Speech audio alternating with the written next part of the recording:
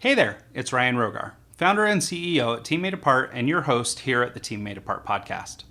As we've come to the final episode of the season and of the year, I wanted to take a brief moment to thank each and every person who has supported us here on the show, but also on social media and on the website teammadeapart.com. This year hasn't gone the way that any of us could have anticipated, least of all us when we launched Team Made Apart in January of this year. But all things considered, I'm absolutely thrilled with all we've accomplished. We recorded 33 episodes of the Team Made Apart show this year, including 12 episodes specifically focused on the mental health challenges we're anticipating in the remote work community. And while COVID has cut our second season short, I'm elated to have been able to share those 33 incredible conversations with our listeners whose aim has been to build stronger relationships across their community and give teams and leaders the ammunition they need to stand up to a world in upheaval. We know that everyone has faced their struggles in one form or another this year, so the fact that you've been able to make any time at all for this show and that you gave it so willingly is encouraging and gives our team the fuel to move into 2021 with a renewed sense of optimism. Despite the darkness in the world right now, we, like so many others, are diving headlong into the new year and can't wait to see what it has to bring. The Team Made Apart podcast is scheduled to return mid-March in 2021 with a new season of shows with an impressive lineup of leaders in the remote work space who will help you make the best of the new normal as it continues to evolve and change. In closing, I want to express my eternal gratitude to everyone who's contributed to the Team Made Apart story this year. Wish you all the best and brightest holiday season and the happiest of New Year's. Stay safe, stay happy, stay strong, and with that, please join me and special guest Vanessa Tierney of Abodoo for our Season 2 finale.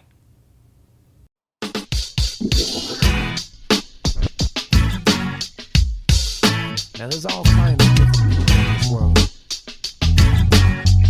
There's only one pie.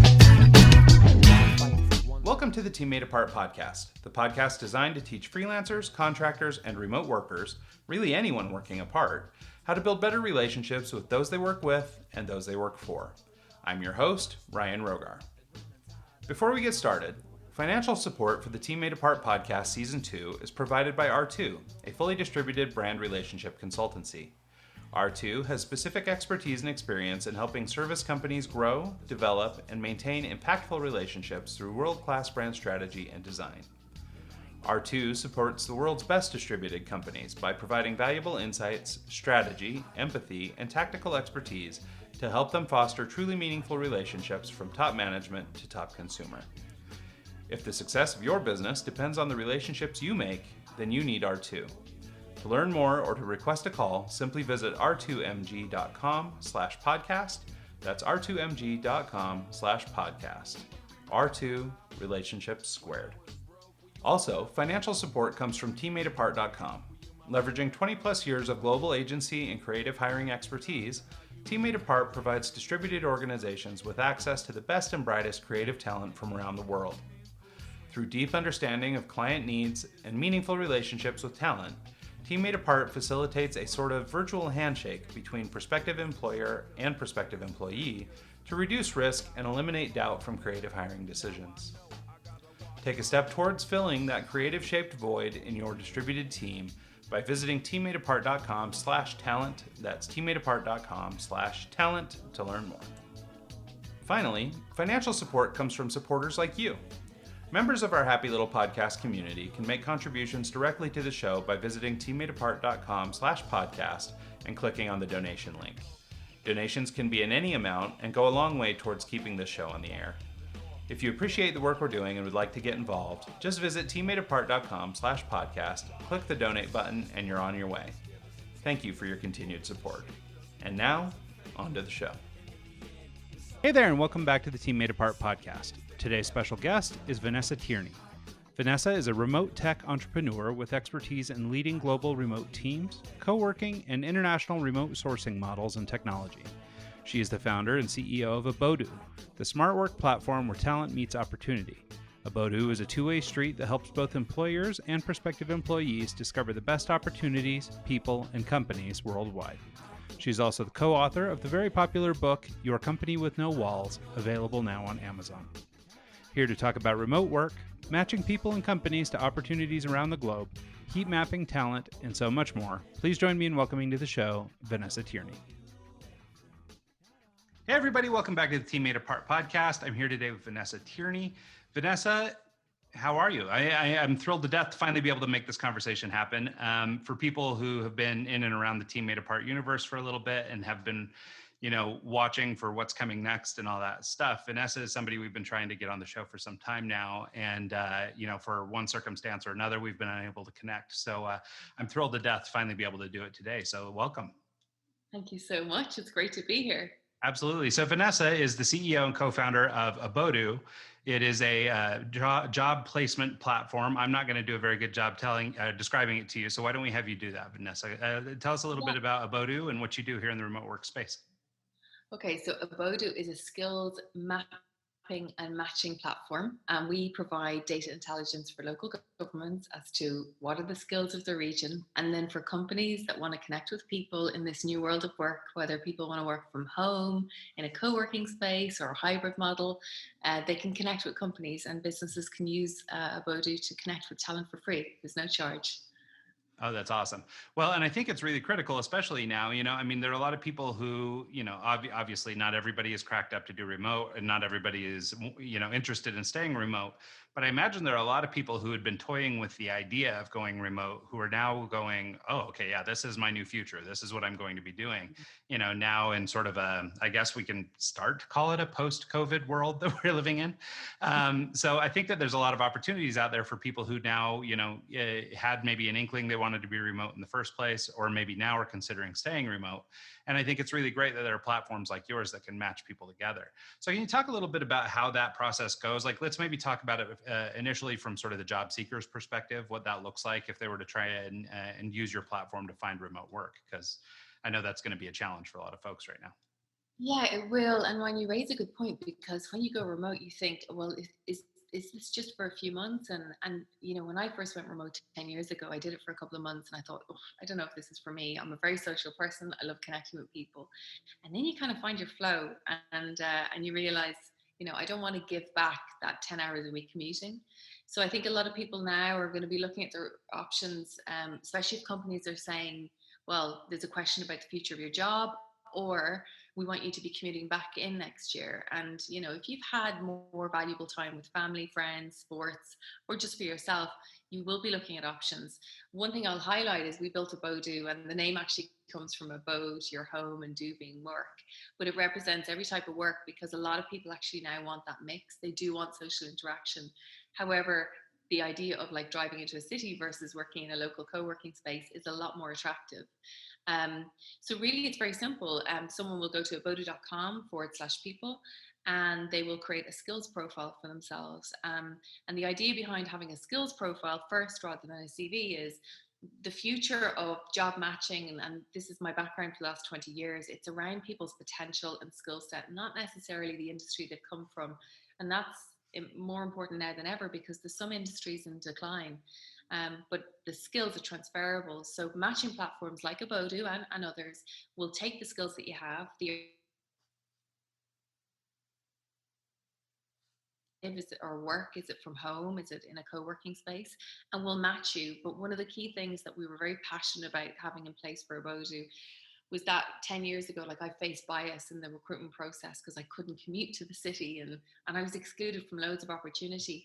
And the idea of like actively going online saying I'm looking, and it doesn't suit everyone. It doesn't suit the people that are not that proactive or social. And so we've built a Abodoo that people are anonymous when they register. They're in control of their own profile. When a match happens, they see who the match is, what percentage it is matched against what they want, and then they reveal their age, sex, ethnicity. So hopefully we're helping companies be that little bit more diverse in the recruitment process and broadening talent pools and options for everybody.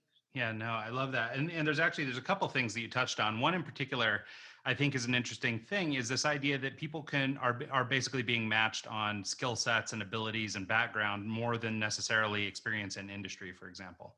And I think that's particularly key right now, just in that, I mean, whole industries are like popping up right now. Like, how could you have 10 years of experience doing X, Y, or Z, right? It really does have more to do with, your general ability to, rise to an occasion or that potential that you were looking at. And so I think that that's a really interesting metric. The other thing I think is interesting that you brought up is this idea of, you mentioned, as a remote worker yourself, that you're really social and you really like working socially.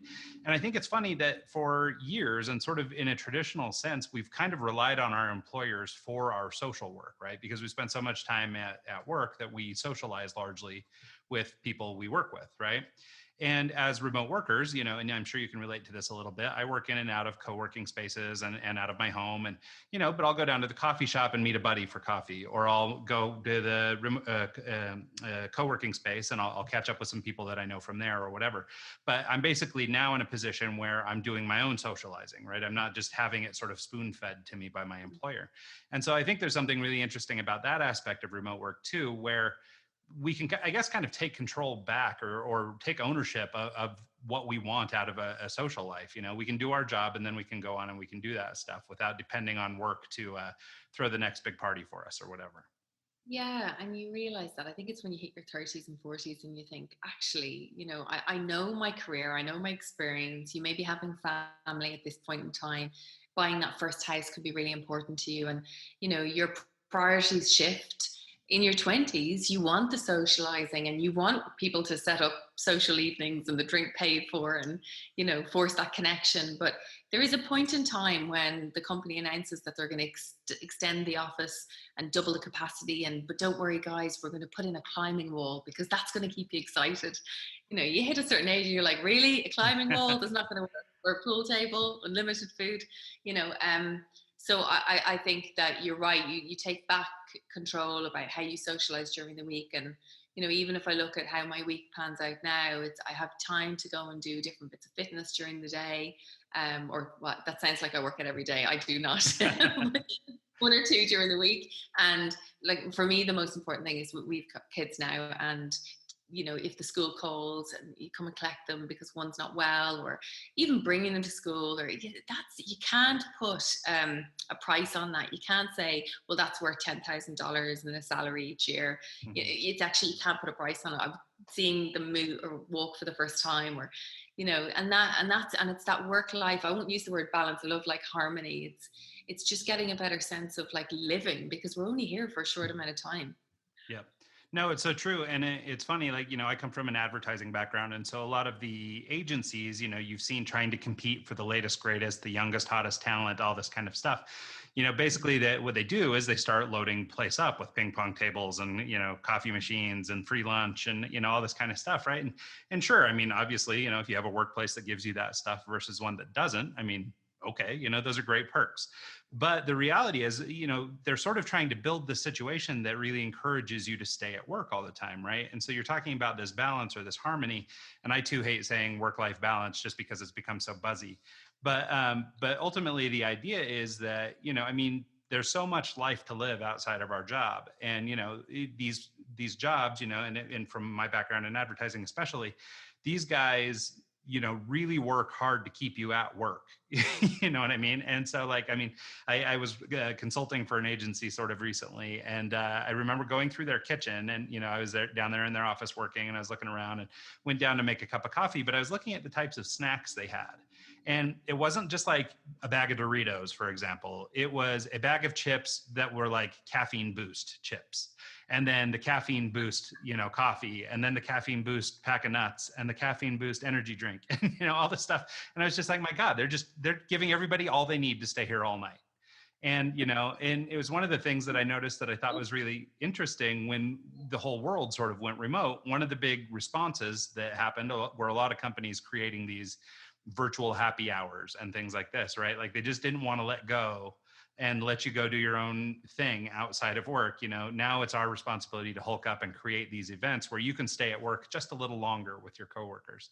And so I thought it was kind of an interesting reaction, but at the same time, I think it's, so critical what you've observed. And I do think it does come with age a little bit, but the, stopping and smelling the roses a little bit, Yeah. And when people say like pre-COVID, because I've been remote working for so long, and obviously we've been trying to evangelize the idea of like, let people even have a day at home a week, give them that freedom, to empower them, trust them. And that's been the big thing of how can you trust? And human nature is like you can sense if someone is trusting you, and usually the reaction is you will over deliver, you will over compensate in every level, because you feel, well, this person really believes in my authenticity, and and values me enough to give me back my commuting time to have my family and friends. And so I think that it's funny, I'm seeing two kind of types of leaders out there at the moment. The ones that, no, there's three. Ones that were already getting the advantages and the importance of enabling remote even half the time. And then you've got the ones that were so anti it before, and now they're like, this is amazing. How did I not know about this? And they're beginning to see this, like this ripple effect of remote. You go from productivity doesn't drop. Actually, productivity is starting to rise. And then, CFO's doing his numbers, or she's doing his, numbers, and they're like, oh my goodness, we are going to save millions. And then attrition, HR start going, attrition's improving. And, the feedback surveys are getting better. And so it's just like, and then when it comes to the CSR, and the carbon tax, we're paying less because we're reducing emissions. Like, there's literally so many ripple effects. But then you've got the leaders that, to be fair, they have spent 30, 40, 50 years doing the daily commute. They've paid their dues, and they're saying, as soon as it's safe, I'm opening this office again, because our business, our industry can only be done face to face. And I would argue, and I question, say there has to be an element, and there's a way of doing a flexible model. So we're in a very interesting time, because you've got these three type of leaders, and for the people that are working for that last leader, I don't know if they're going to hold on to those great talented teams if they have that approach. So well, it'll be interesting. Yeah, it will be interesting to see. I mean, and it's funny. This is something we've sort of observed even culturally. Like with my marketing agency side of my life, we have a small team in Barcelona, and so we spend a lot of time in Spain and trying to understand Spain. And I know for them, like, remote work has been a real struggle. And some of it is cultural, and I think some of it is exactly what you just said. There's sort of this traditional way of doing business that they just have always done it. And so now you're trying to flip the script and all this stuff. I mean, I'm sure there in some parts of the world are infrastructure issues and, technology problems and, availability of assets kinds of issues, security, that kind of stuff. So I'm sure there's lots of reasons, but I've noticed specifically that this sort of a style of management, not only is it just a leadership culture, but it's also sort of a regional or sort of a national culture in some other places. Yeah, and it's true, and it is culture to culture, country to country. There's such variation, and then you can say it's around connectivity and co-working capacity and so on. But like, the flip side is we're in a very strange world right now, and there's close to 400 million people who have lost their jobs just in the last 4 or 5 months, and governments and companies are going to have to think about, what can we do to help these people in, industries like hospitality, tourism, retail. Those industries are not going to recover for a long time, if ever, to the level that they were at. I don't know. And so there's a lot of people out there that are now with these skills, and there's two questions you ask. One, are they transferable? And two, can we upskill them and connect them into industries that are thriving? Because that's where the opportunity lies, and it needs to be done. Yeah, no, I think that makes a lot of sense. And maybe it segues nicely into this topic. So, this is something that gets thrown around a lot. I actually get kind of annoyed with it because I see it so often.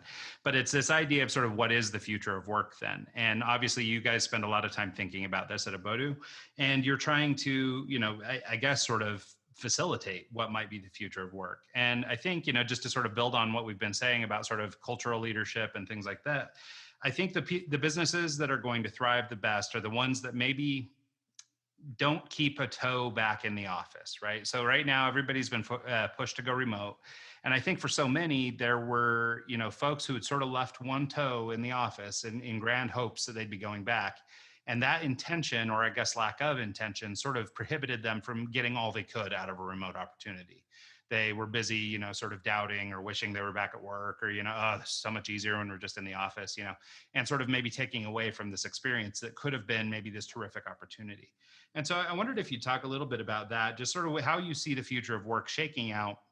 Obviously it'll vary quite a bit by industry, but if you can talk just how it might work as it sort of pertains to remote work, and what business models might look like and how folks can adapt to move forward.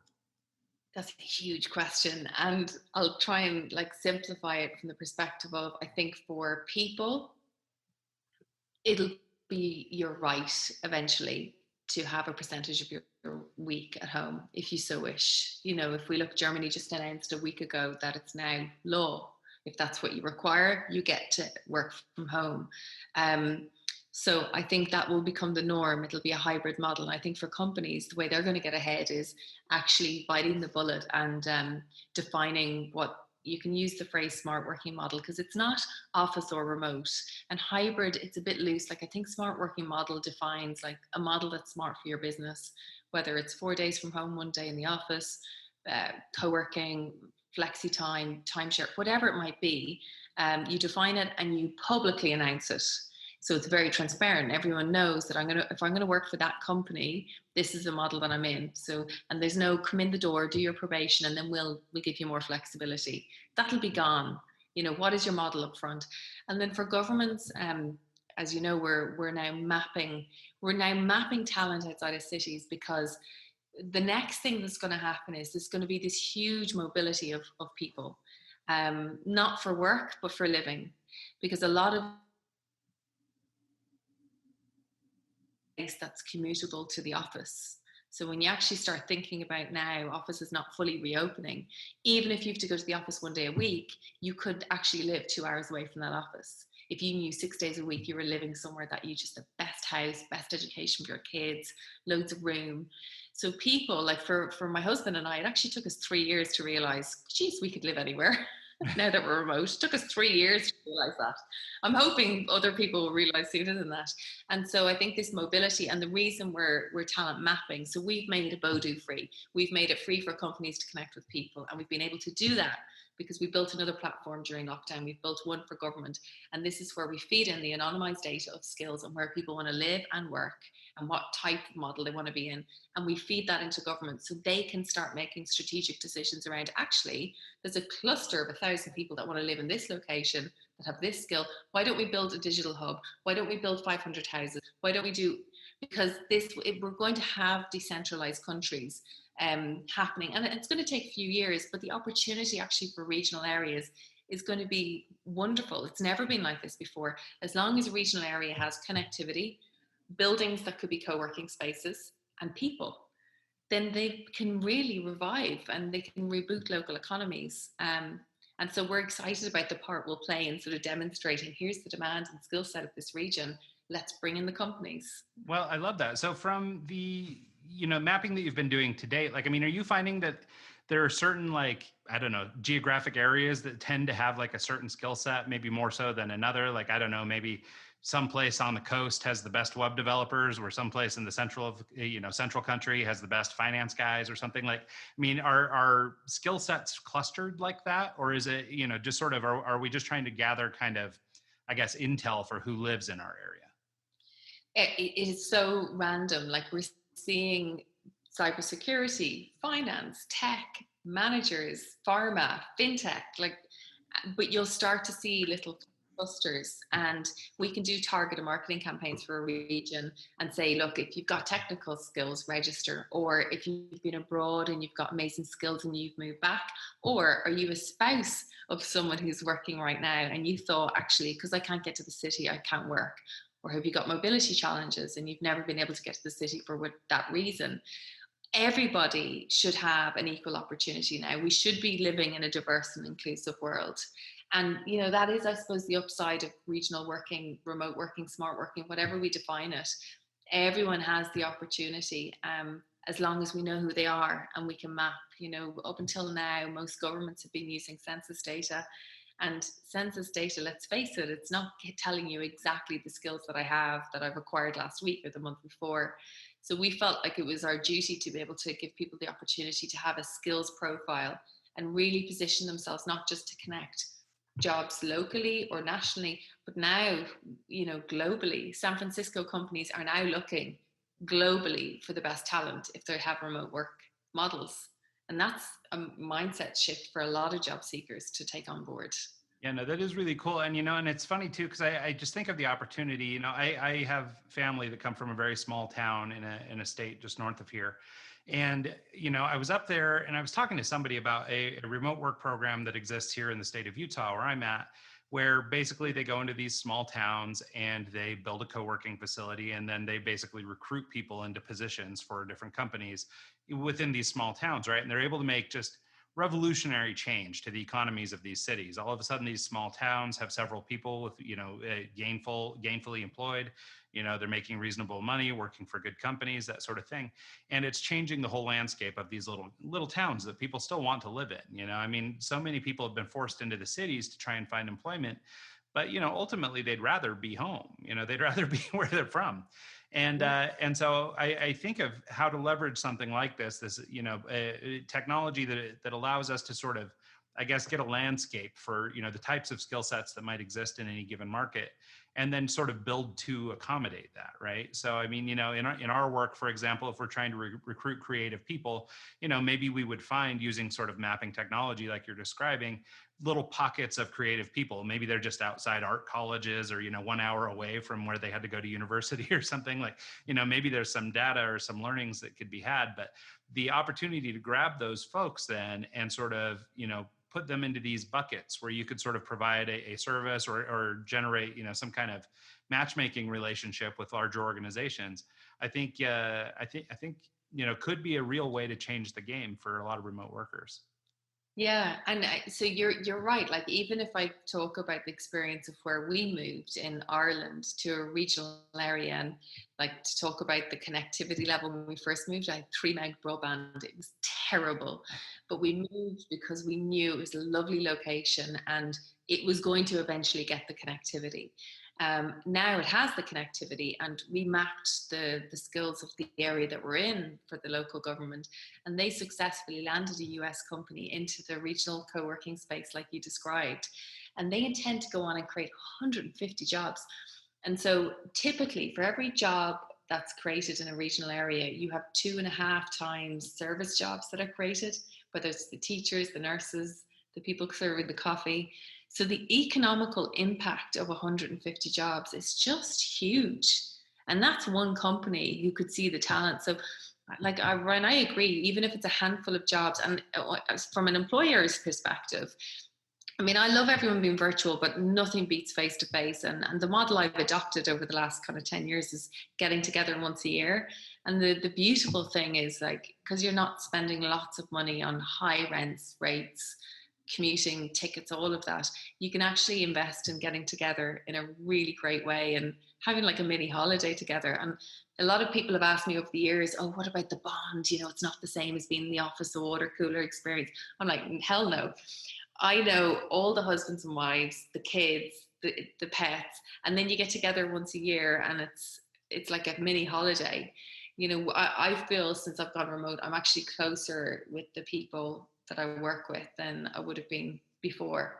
So it just shows the shift, really. Well, one of the things I think that really contributes to that anyway is and maybe I'm off base, but it feels to me like there's a little bit of an intimacy when you're working remotely. For example, just the simple fact, like, basically you're looking into my home right now, that I've tried to configure in a way that puts off a certain vibe or whatever. But I mean, I'm looking into your home. We're not just putting on a face at work, where we get to go back to our own lives and do our own things. Like, here we are, we're together, and it's a little bit, I don't know, I exposed, I guess, or a little bit, it seems like it could be very personal. Now, I too, I'm just like you and maybe this is an age thing too, but I'm just like you in that I much prefer the in-person stuff. Like, I would way rather have an in-person conversation.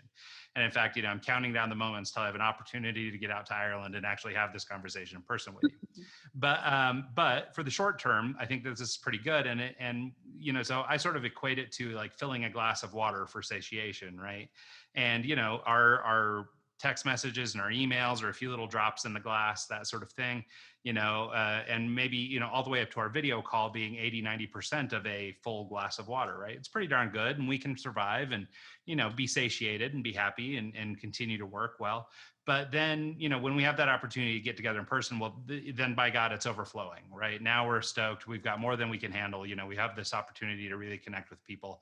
And I think that it all just kind of goes hand in hand. But I think that your Yeah. idea of sort of connecting, at least once a year. I know a lot of companies do it quarterly or biannually, and I don't know that there has to be a specific model, but the idea that despite being remote, we ought to get together on occasion, I think is really critical. Yeah, and the funny side of being remote as well is you have that awkward 5 minutes of meeting going, wow, you're taller than I expected, or wow, you're shorter than I expected. And then it's like, as you say, the intimacy that is there. So once you get through we're seeing each other face to face, then it's like, how are you? And how's your husband? And how's your, and Yeah. it's just it's a different vibe. And I think they talk about how we've been working for so long. It was the Industrial Revolution. Henry Ford, he designed the whole 9 to 5 so we could maximize production, and it was pre-technology.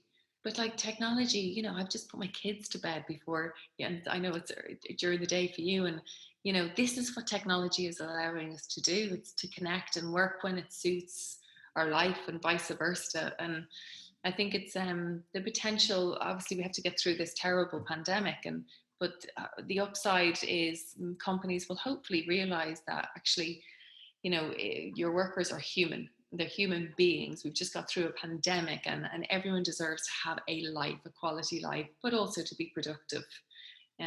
So yeah, that's kind of my hope for.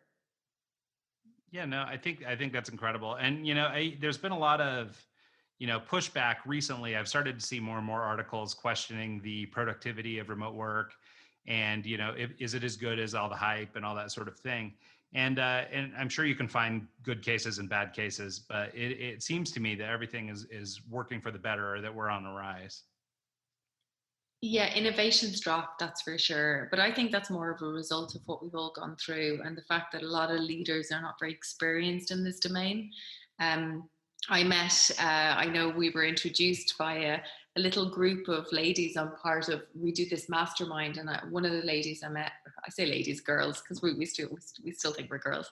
I met her last year, and she had come from a kind of a parallel career path. She'd been leading gig workers, which was relatively new to me, whereas I was more employees. And we realized that actually we had both been leading remote workers. There was lots of sync, but she had been trying to write a book for many years. And I said, well, why don't we write it together from different perspectives for leaders? Because we both acknowledged in the first 3 to 4 years of actually managing remote for the first time, it's actually really daunting. You're constantly questioning yourself. You're wondering, like, are they actually working? Should I be even asking that question? How do I connect with someone? How do I do a review online? How do I recruit remotely? All these questions. Anyway, we dumped it into a book, and I think that's probably where maybe if productivity drops, it's because it's actually more leader orientated than the actual worker. But that's all fixable, but I think this is not the year to really challenge people. I think when we get through the pandemic, that's when it's, how do we make this work? Yeah, no, I think that's right. So the book is called Your Company with No Walls. I'm going to screw up her name if I try and say it though. But do you want to announce your co-author's name? Yeah, Tiana.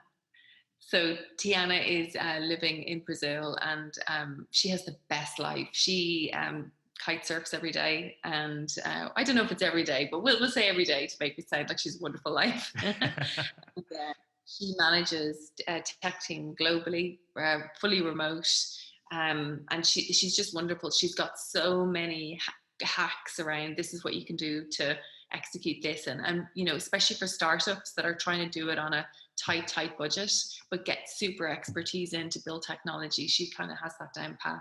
Yeah, that's awesome. Well, and I too sort of come from that background. And when I first started getting into sort of, I guess, what we're calling remote work advocacy, I sort of looked at a disadvantage. Basically, I come from this world where I'm basically a glorified freelancer, right? I mean, we work for these really big companies, but we basically come in and offset ad agencies and things like that and do their large scale work. But as a contractor, we're always that team made apart. We're the guy outside. And so I came into remote work sort of from the perspective more of the contractor or the freelancer, and the things that a contractor or a freelancer might go through in this space. And it wasn't, like I say, I saw that as a disadvantage. And it wasn't until later that I started to realize that even though I don't necessarily have the same experience in terms of I don't know, Twitter, and I employ, 100,000 remote workers or something. Like, I don't have that type of expertise. I found that there's so much crossover and nuance between them that, I mean, the experience that I have is every bit as valuable or interesting, and offers maybe just a different perspective. So I think it's really important that you partner with somebody like Tiana to do a book like this, because, it's good to sort of, I think, see both sides, because the life of the employee versus the life of the freelancer or the gig worker is a little bit different. Yeah, and my eyes have been opened to gig working in the last 12 months. So I've really embraced the model in line with the employee model, and I think it's wonderful. And the talent out there is incredible, but the whole management of it and the project management and that tight management, it's really important. But if you get it right, it's just unbelievable, because you've all this expertise coming in, helping your business, but you don't have the weight of salaries and the responsibility from a HR perspective. And I think as a startup, when you're kind of scaling up and down and pivoting, and it's brilliant to have that resource. And then there's the flexibility in some cases to have people who were supporting you in a consultant capacity go full time, when the company starts to grow and thrive. So yeah, it's an interesting time. And pre-COVID, they were predicting that 50% of the workforce would be gig working by 2025. I don't know what the pandemic has actually done to those numbers, but that's interesting. And I think as a leader, then, if you know that that's where millennials and the direction is going, you need to know how to manage both models effectively and in sync. Yeah, no, I think that's true. And I think that there's just so much range, right, in terms of what people are going to actually want after all this. It's been interesting. I talked to a lot of people who freelance and things like that. And I've come across many who are like, okay, well, now's the time. I need to get a job or something. I got to have some stability. I can't have this thing come and go and ebb and flow all the time. Because essentially, when you're a freelancer, you're a business owner, right? You have a very small business, usually a business of one. And the only way to scale is to bring on additional freelancers. And so it starts to, get out of control pretty quickly. And so I've met a number of people who are like, through the pandemic, they, maybe had clients dry up and they're now ready to look for employment. But I would still say the majority of them, are just kind of weathering the storm and still looking for their gig work. But what they like about it, I think, is the same thing that, your traditional remote employee might like. And it's this idea of flexibility. So we talked a little bit about sort of, the future of work and what that might look like. But one of the themes that keeps coming up for me is embracing fluidity and understanding that things need to be able to ebb and flow. I think there's this misconception that is really common among sort of remote work advocates, that they see the future of work as being totally remote. Everybody will be remote. We'll be working from our little pods at home, and that'll just be the world we live in.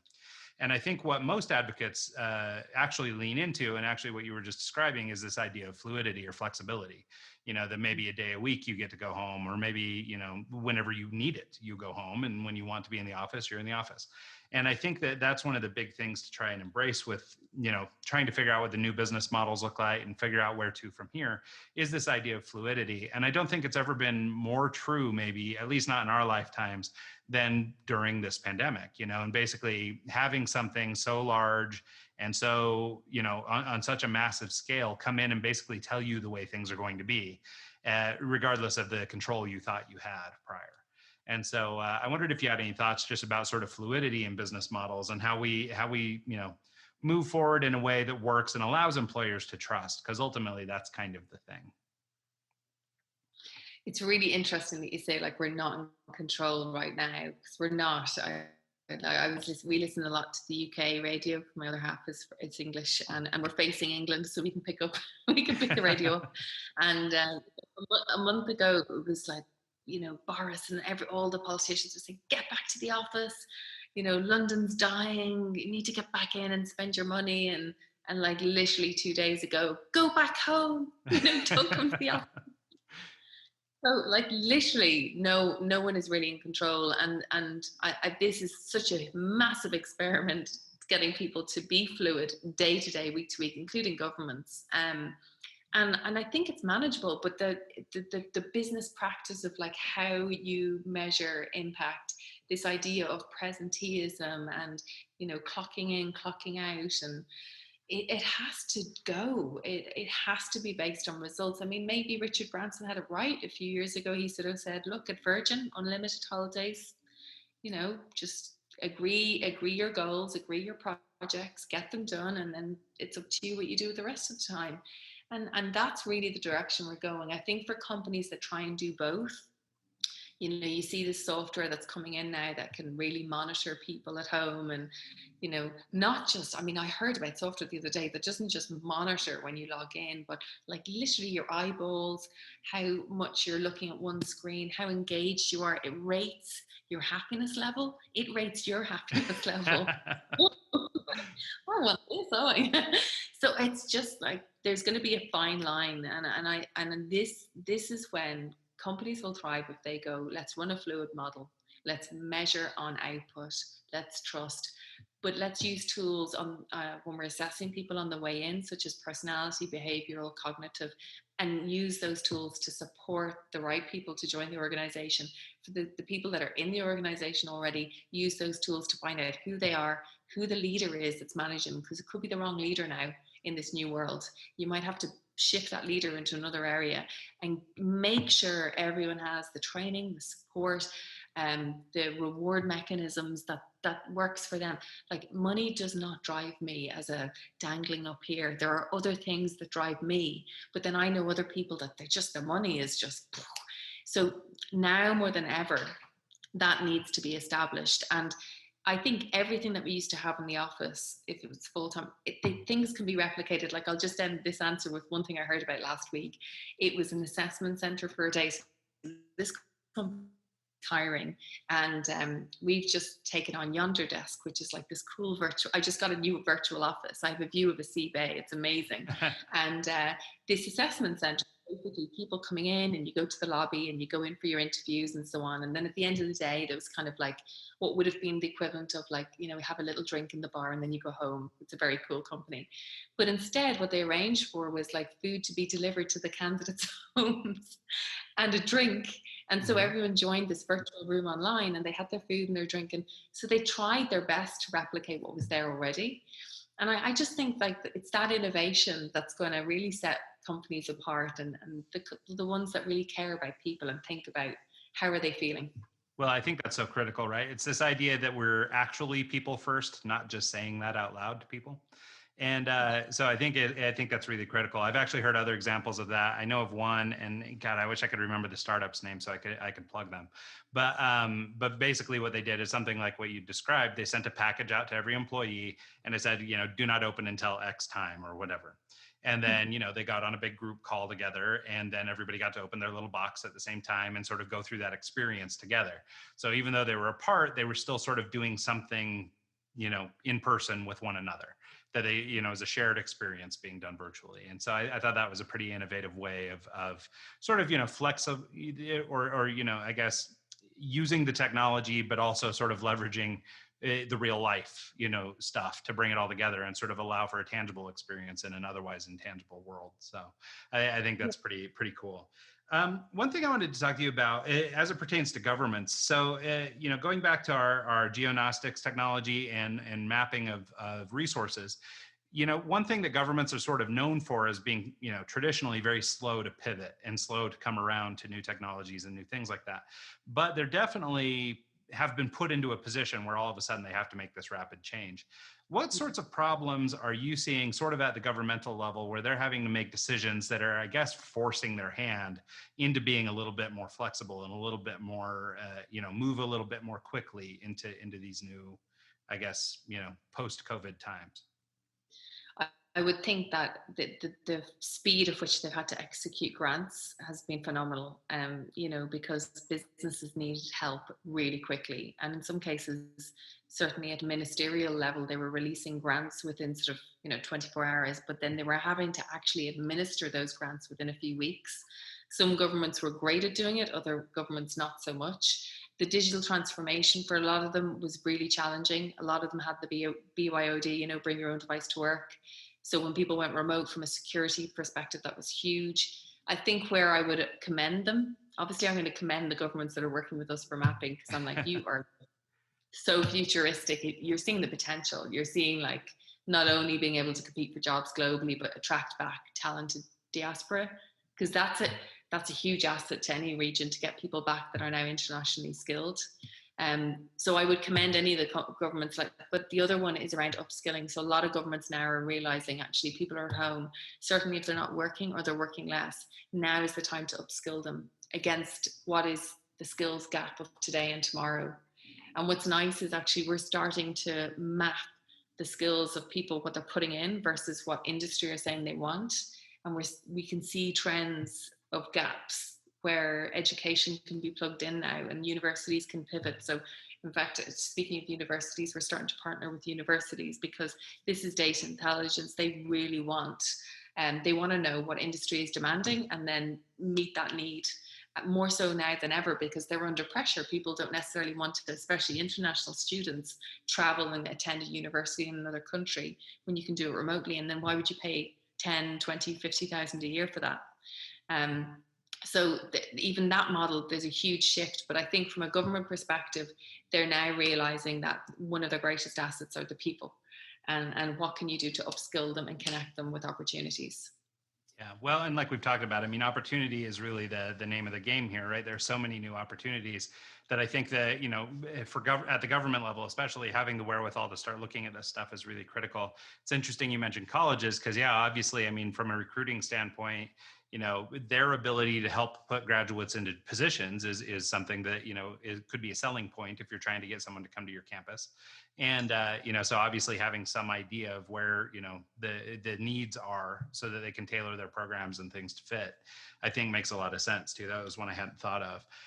One of the things I wanted to discuss too about just sort of, how people might use a recruitment platform like Abodoo is finding cultural fit. So maybe we've spent a little bit of time talking about it from sort of the employee side, but maybe more on the employer side. If you're trying to, I guess, communicate your cultural values through a platform like this, and then match somebody against those cultural values based on theirs, how do we do that sort of thing? I mean, at least as a sort of pre-qualification step, when you're looking to hire somebody, obviously cultural fit is a big deal.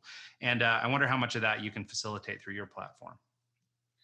Well, having been in recruitment quite some time before even Abodoo, I feel like the match between a person and a company is actually down to the intrinsic connection of like their personality, behavior, cognitive, and then the experience, and then the education. And it takes a while with hiring managers to kind of talk that through. But if you actually assess the top performers in companies, there's a trait or a trend that you'll see for that particular company of like the same personality profile will get it to the top or get to the top 5 to 10 positions. So that means that if someone has that behavior in that culture, they thrive. So when we're building Abodoo, I mean, bearing in mind we're 2.5 years old, so we have a lot of plans around our technology, but as it stands right now, people can identify and put what their core values are, or their soft skills is another term. And companies then equally on their side, when they're inputting the skills that they want, the next thing is they'll highlight the core values that are within the culture of the company.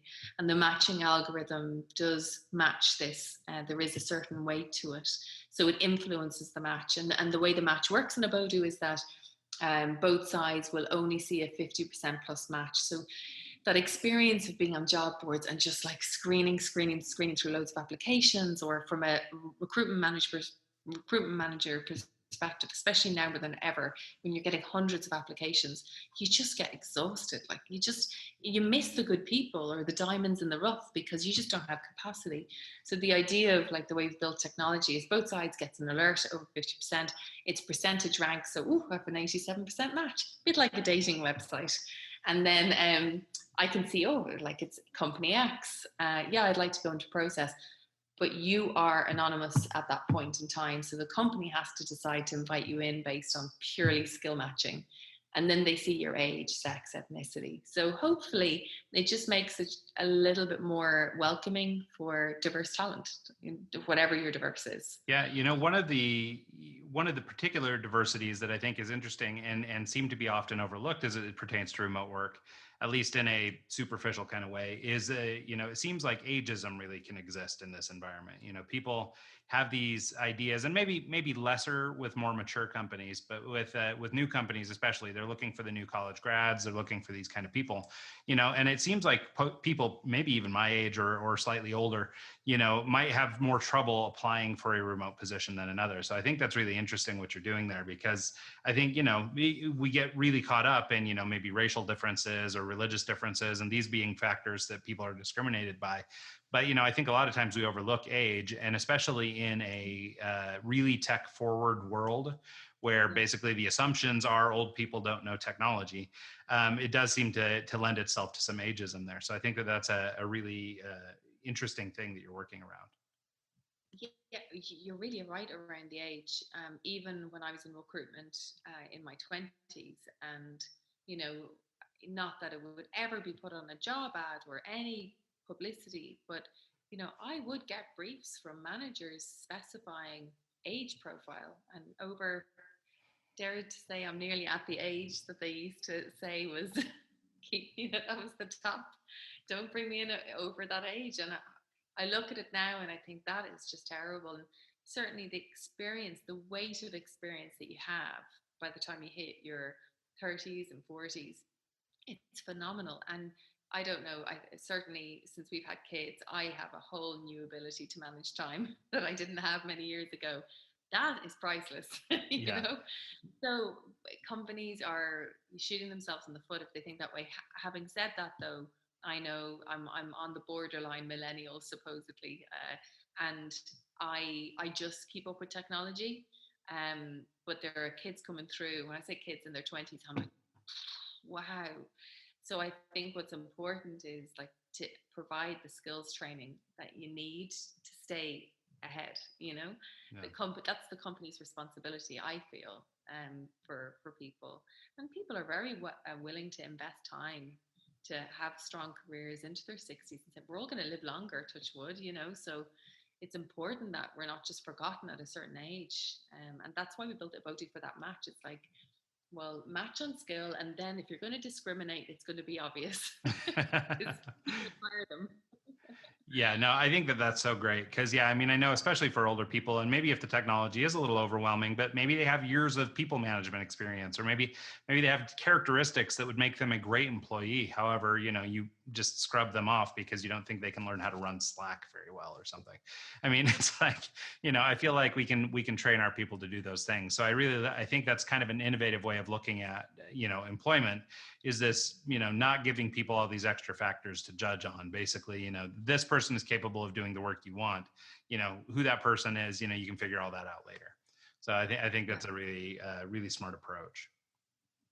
Thanks. Yeah, and hopefully, I look, the proof's in the pudding. More and more companies, as they take on people from diverse backgrounds, it's proven. Geez, the P&L goes up.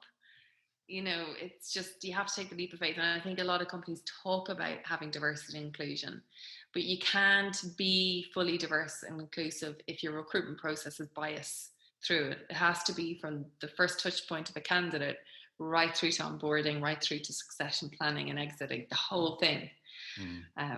But it's happening. And I think, like, outside of COVID-19, the next thing that's on people's minds is equality and, inclusion. So that's what they're, and the environment, like they're the three big things right now, that on post-COVID, the world will be very different.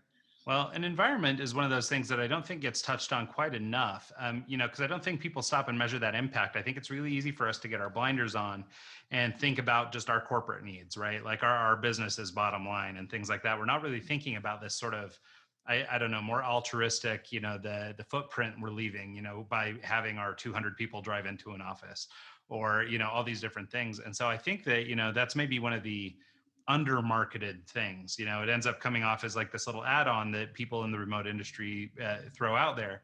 But I think that making that a bit of a focus, I think for most people who are trying to do good, I think that that's a great selling point to think of too. Yeah, and you just quoted there, like a 200 workforce office. That equates to 9,200 metric tons of carbon emissions every year. So it's just phenomenal. And I think that generations are coming through where, for a lot of keep saying kids, make me sound old, but for a lot of people in their 20s, that's just, I've done interviews in the last week, and I've just been blown away, or my heart's grown, because as I'm interviewing them, they've researched Abodoo, and they're talking about the fact, like, we're actively trying to tick 3 boxes of the UN sustainability goals. We tick 7 in total. Our mission is, if people have connectivity, we want to help them get discovered. We want to help governments reboot. We have a lot of missions and values.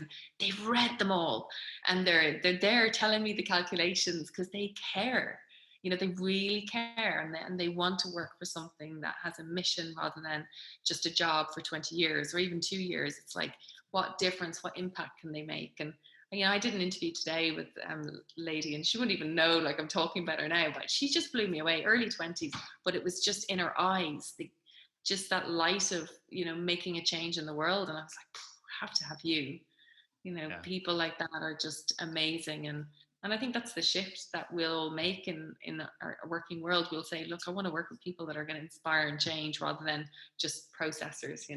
Well, I think that's the thing, right? I mean, so many of us, you hear people talk about work and all these things, that we all take pride and we're so happy in our work and all this kind of stuff. But if you really think about work, we work, most of us, as a means to an end. We have to pay rent, we have to do whatever. And if you take this sort of back, all the way back to sort of industrial revolution or whatever, people were working because they had to, not because they wanted to. And I think you're seeing this shift, especially for younger people. And I think you make a good point, or show a good example with what you were just describing, which is that, yes, this person needs to pay rent, and, they want to be able to go hang out on the weekends with their friends. So they need to make some income or whatever, but they have the liberty, because so many companies are sort of pivoting and becoming a little more conscious. They have the liberty to look for the company that best aligns with them on, these other factors that don't really have that much to do with what you're paying or where you're located. And, and you're giving people the opportunity to actually just kind of pursue happiness by way of work, rather than, taking a job because you have to, and hopefully you have some pride in the work you're doing. It's true. And now you've made me want to go and see that Will Smith film, like, Pursuit of Happiness. Because it is. It's I go back to that thing of one life. I've been listening to the podcast of Rich Roll a lot, and people that are coming in and they've pivoted their own lives through experiences, and just they're on this path that is incredible, and it makes you realize, like, you can either just kind of go through life and not really live, or make huge changes and ensure that every day you're just doing something that's fulfilling you, whatever it might be, whether it's in fitness, your job, and I think more and more people want that. And I guess with remote work, you get more choice now, and hopefully people will start to just get to really live fulfilling lives, and instead of being on this rat wheel of, like, getting the car, 10 hours a week and to pay the bills. Well, and that's the thing. I think there's a real push, and I think, it was driven initially up by maybe younger generations of people into companies, where companies are now saying, okay, now we've got to try and evolve and be more people centric, because if we want the best talent, this is what we have to do. Now we have to compete for you.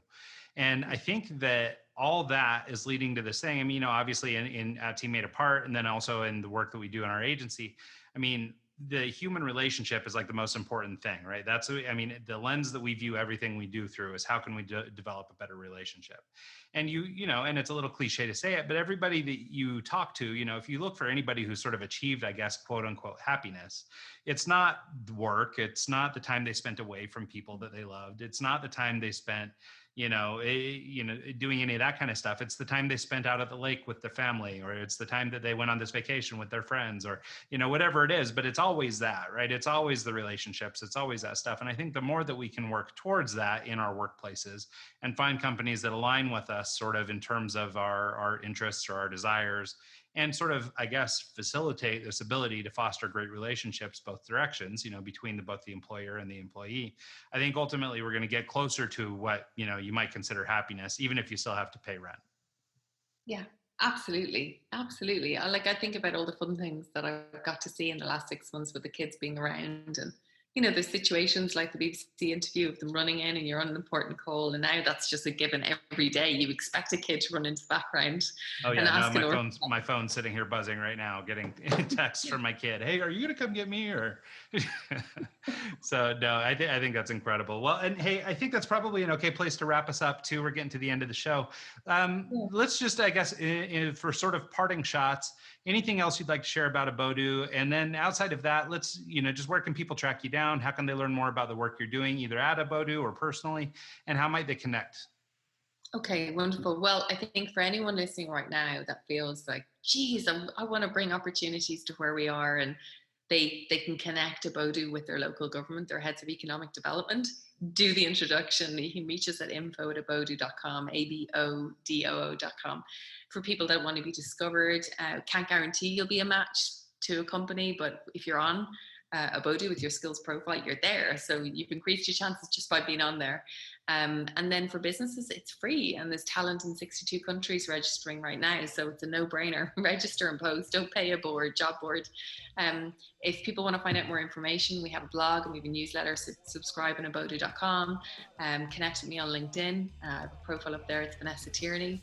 And just like a parting words, we've had this motto for years and years since we started. So life is a journey, not a commute. And I just wish everyone well, and thanks for listening. That's awesome. Well, thank you so much, Vanessa. Like I said at the top, I'm very grateful we were able to connect and make this happen. Thrilled to death to have shared this conversation. And I think you're working on some really meaningful and impactful stuff. So thank you so much for sharing. Thank you so much, Ryan. I really, really enjoyed it. Absolutely. And thanks also to everybody who tunes in this week and every week. And we'll see you all next time. I don't owe you anything. I don't owe you anything.